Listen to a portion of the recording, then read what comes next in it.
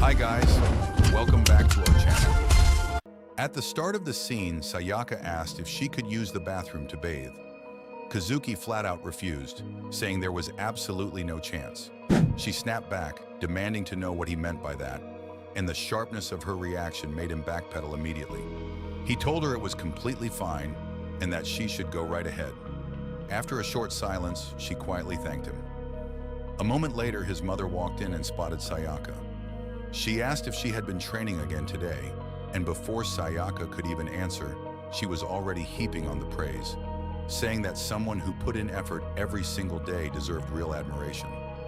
Then she turned her gaze toward Kazuki with a pointed look and compared the two of them out loud, noting that unlike Sayaka, he spent his days sprawled around the house doing nothing. Kazuki brushed it off, muttering that it wasn't that serious. His mother told him he ought to take a page out of Sayaka's book. That got under his skin. He grumbled internally about why he always had to be measured against her, thinking the whole thing was completely unreasonable. While his mother busied herself in the kitchen, something suddenly occurred to her. She had completely forgotten to give Sayaka a towel. Kazuki was stretched out watching something on his phone when she called out to him and told him to bring it to her. He agreed, though without much enthusiasm. As he neared the bathroom, Sayaka's voice came through the door, warning him not to look. He immediately shot back that there was no way he would do something like that, adding that it wasn't as though he had any desire to see his childhood friend without clothes on. Privately, though, his thoughts surprised him. He realized he had never actually pictured Sayaka that way before. He quickly corrected himself, recalling that he had seen her without clothes plenty of times when they were small children. But then, without warning, an image of her as she was now flashed through his mind, and the shock of it showed clearly on his face. He stood there stunned, silently asking himself what that image had even been. He knocked on the door while apologizing, cracked it open, and nervously announced where he was setting the towel down inside the basket. Just then, Sayaka poked her head out from behind the frosted glass door and casually mentioned that he had run out of shampoo. Because the glass was only semi-opaque, the outline of her figure was faintly visible through it. The moment Kazuki registered what he was seeing, he froze. Then he snapped the door shut and walked stiffly up the stairs to his room. His mother called after him from below that dinner would be ready soon. He didn't respond. He shut his bedroom door, sat down on the edge of his bed, and stayed there with the image from moments ago, replaying in his head. He asked himself whether that had really been Sayaka. He reminded himself out loud that she was just his childhood friend. He said it again, louder, as if repetition would make it stick. He pressed his fist against his own head and willed the memory to go away. His mother knocked on his door and told him to cut it out. The scene moved to school. Kazuki was walking through the halls, his thoughts still clouded. The image of Sayaka from the other evening had lodged itself firmly in his mind, and he had been unable to meet her eyes since. A classmate jogged up behind him and suggested they walk home together. Kazuki turned him down and said he was going alone, thinking to himself that he planned to go straight home and play games. But just as he said it, Sayaka appeared directly in front of him. He stopped in his tracks, startled, and managed a stiff greeting. She asked if he had club activities that afternoon. He said no. She suggested they walk home together. The scene shifted to the two of them side by side on the road home. Kazuki thought about how they had ended up walking together in spite of everything. He wondered whether the events of the other night had even registered with her, or whether he was the only one still carrying it around. He glanced over at her. She was wearing that self-satisfied expression of hers as usual. Then she caught him looking and asked what was going on. They were standing quite close. He noticed that she smelled good. She studied his face and told him that he had been acting strange for a while now, and asked if he was all right. Flustered, he realized she thought he was behaving oddly. He stumbled over his words and then awkwardly suggested they stop at a vending machine nearby if she was thirsty. They walked over to it. He repeated silently to himself that he needed to stay calm. He commented out loud that the prices there were reasonable. Noticing which drink she had selected, he mentioned that she still went for that one. A memory from when they were children surfaced, and he warned her to be careful with it, reminding her that she had once gotten completely drenched by that same drink. In the present, history repeated itself. The drink burst open and soaked her. She brought her hand to her mouth and licked off the drops, admitting that she had made a mess of it. Kazuki looked at her with an awkward expression and told her not to worry about it. As they continued walking, she said she felt sticky. He responded vaguely, then she gasped. A line of ants had appeared on her legs and some were beginning to crawl upward toward her torso. She panicked and yelled that there were ants on her. He repeated it in surprise. He spotted several on her thigh and told her there were also a few making their way up her back. She told him to get them off. He said to leave it to him. But then she shifted her skirt aside slightly and looked up at him pleadingly, and he went stiff with nerves and told her he actually couldn't do this, and that he was going to find bug spray instead. She stared at him in complete bafflement. At that exact moment, one of the ants bit her. She let out a cry, lost her footing, and toppled forward directly into him. She ended up lying on top of him. She immediately apologized and asked if he was hurt. He looked up at her face without speaking, and internally he was a mess of conflicted feelings, unable to make sense of what was happening. It dawned on him then, clearly and undeniably, that the way he saw Sayaka had shifted. Until very recently, she had simply been his childhood friend and nothing more. In the present moment, she looked at him again and told him he was definitely being weird. He looked back at her with a faint, helpless smile, wondering privately how he was supposed to act around her going forward. The narration described two children born just one day apart, growing up together cheerfully in a town surrounded by lush greenery. As years went by, they each grew stronger and more capable. The scene moved to Kazuki's house.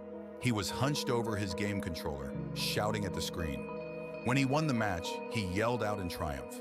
His mother appeared behind him and demanded to know why he was making so much noise, scolding him for never helping out and for doing nothing but play games, calling him a lost cause. He went quiet.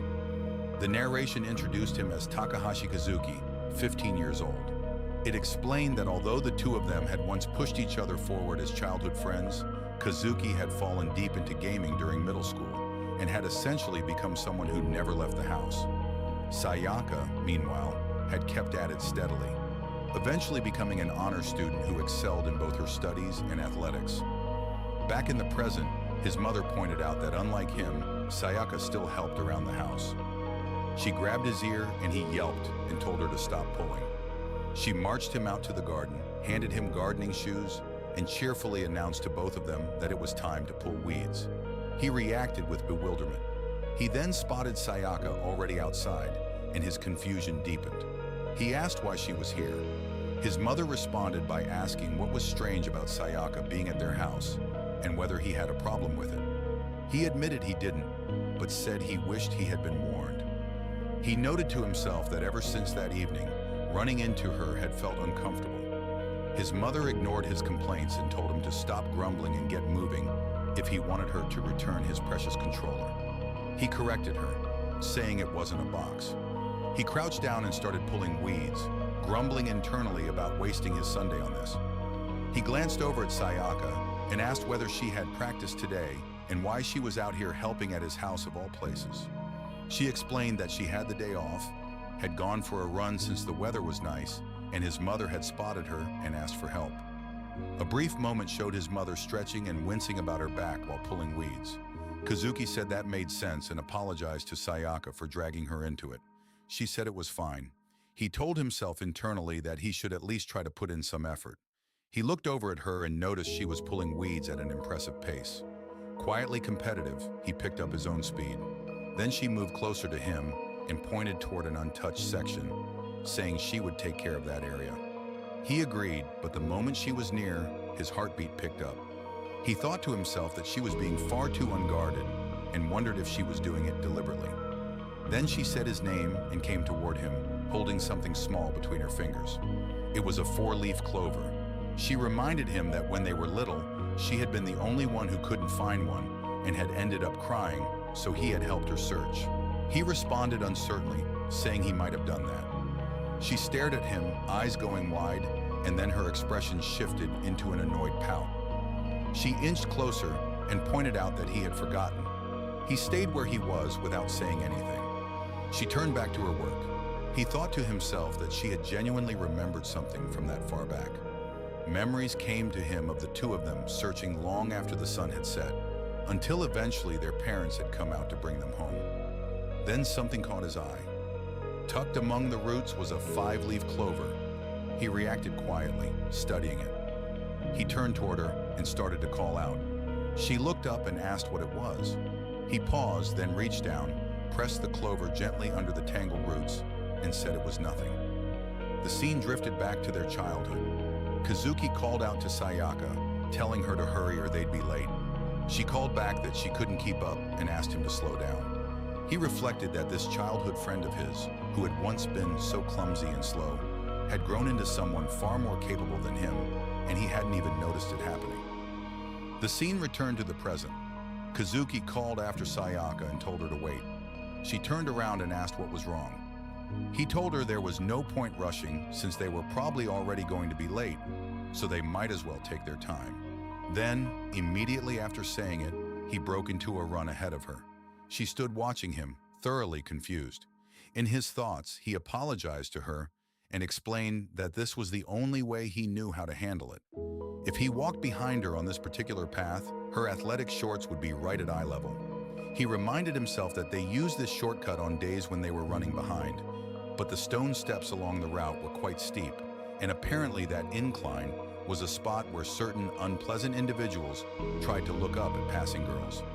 He insisted firmly to himself that he was absolutely not one of those people. That was precisely why he was walking ahead. He was being a gentleman. Then Sayaka suddenly sprinted past him and declared that she was leaving last place to him. He stared after her in disbelief. She had overtaken him in an instant. He thought about how she used to be far behind him. Then it struck him that if he kept his distance like this, she would vanish from his view entirely. At that moment, she stopped and turned back, extending her hand toward him. He looked at her face and went still inside. A brief memory surfaced. A younger Kazuki announced he was going ahead and would see her at school. A young Sayaka panicked and begged him not to leave her behind.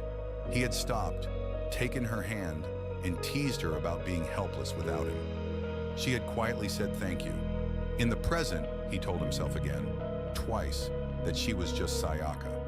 He ran past her up the stairs, telling her it was none of her business. They arrived at the school entrance slightly winded.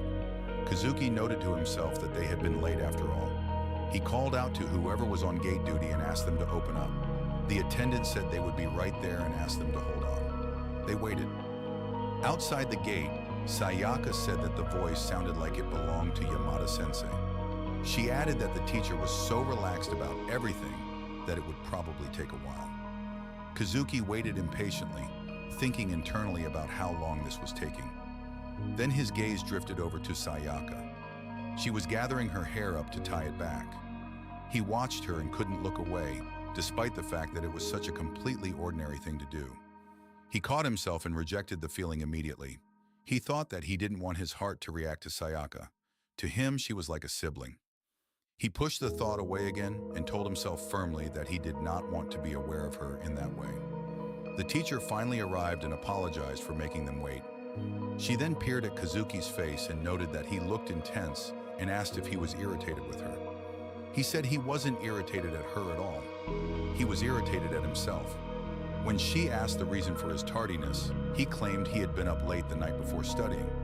The scene shifted to a Mori private high school.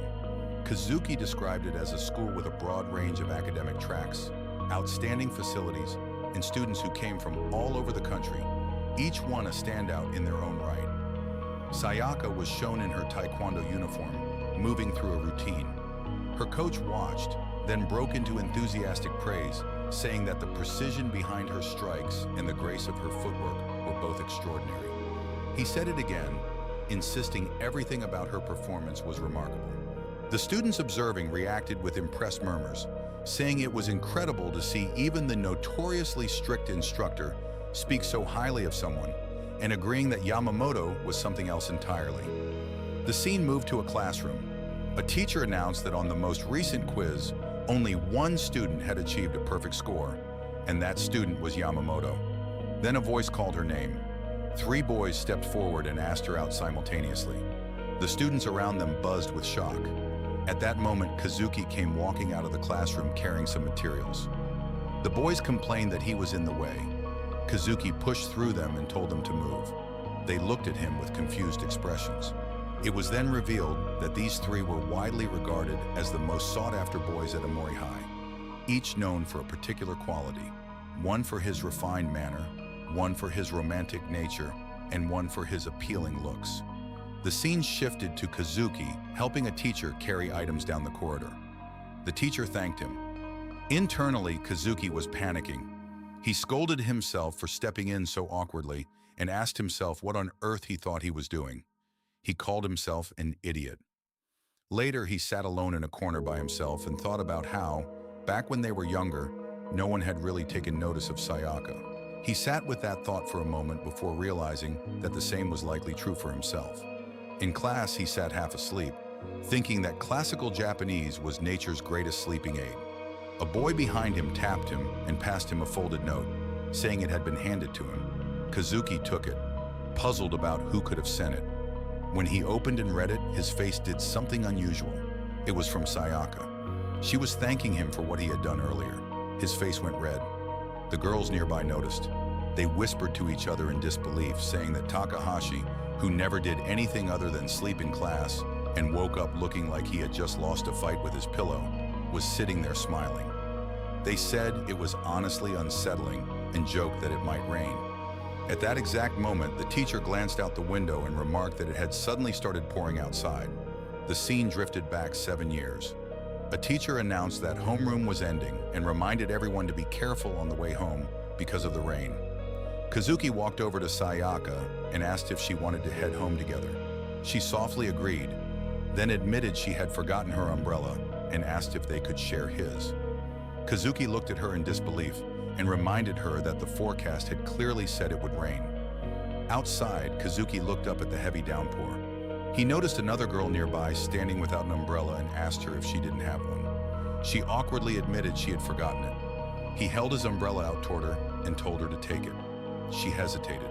He smiled and told her he would be fine, gesturing toward Sayaka and saying he could always share with a friend. Sayaka looked at him in surprise. The next shot was the two of them sprinting through the rain, holding their bags over their heads. Sayaka called out to him. He asked what. She called him an idiot. He apologized. Back in the present, Sayaka stood outside the school entrance, caught without an umbrella. The three boys spotted her and commented among themselves that she was stranded there and looked adorable. One of them said it was their chance. One of them moved toward her with an umbrella, deciding silently that this would be his moment. Then Kazuki stepped directly between them and opened his umbrella above her head. The boys reacted with frustration and told him to stay out of it. Kazuki paid them no attention. Instead, he looked at Sayaka and asked her what she was standing around spacing out for, and reminded her that she had club activities. He told her she shouldn't be standing in a place like this looking sorry for herself. Then he told her to hurry up, pointing toward where she needed to go. She looked at him quietly for a moment. Then she told him that he was genuinely kind. Kazuki blinked at her, completely caught off guard. The best moments are still ahead. If you want part 2, smash that like button and subscribe to the channel.